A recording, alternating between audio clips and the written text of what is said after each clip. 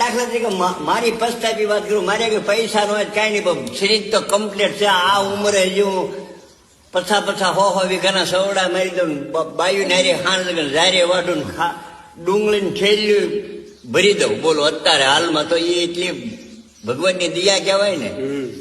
પણ આ તો આ અમારે છે ને કેવું થાય, જન્મ લીધો તે દુના સજાઈએ, બળ કરીને ગયા તૂટી, પૈસા ને બળ બે ગયું ખૂટી, એટલે ઘર પીડ્યું માથે તૂટી. એની હું હવે બુટી ચોલ્યો.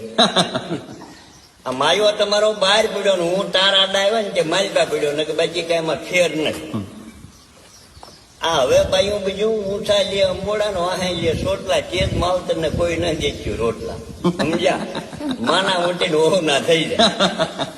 ના અમી તો કેદું નો ભોળો કરતો તો, ભોળો મળ્યો નાથ એનો છે સાથ ને એની પકડ્યો હાથ, હવે જય ગોરખનાથ. એની આધારે જ જીવવાનું છે, બાકીને લેના. છોકરો હોય તોય નહીં, ભાઈ હોય તોય નહીં, તું જે કરવું હોય કરીને રહેવું હોય રે, બાકીનું કઈ ટેન્શન લેવાનું જ નથી. એટલે અમી છે ને, અમી દાડિયું સાયકલે મુવારી અડું પાંજરું, એમાં છોકરું માથે 10 મણનો ભારો ને ઢાળ આવે ત્યારે બાયું ધક્કો મારો, એમ કરીને જો છોકરા મોટા કર્યા ને તોય છોકરા મારા કે દુનિયાના, એને ગણપાર ન હોય તો છોકરા હું કરવા હે.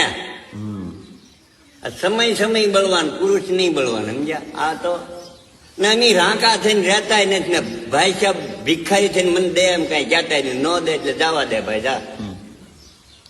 આ તો લાગે કોક ને હાદા પર દુનિયા ના દાદા, ને કોક ને લાગે ભાભા પર તરત કાઢ નાખે ગાભા.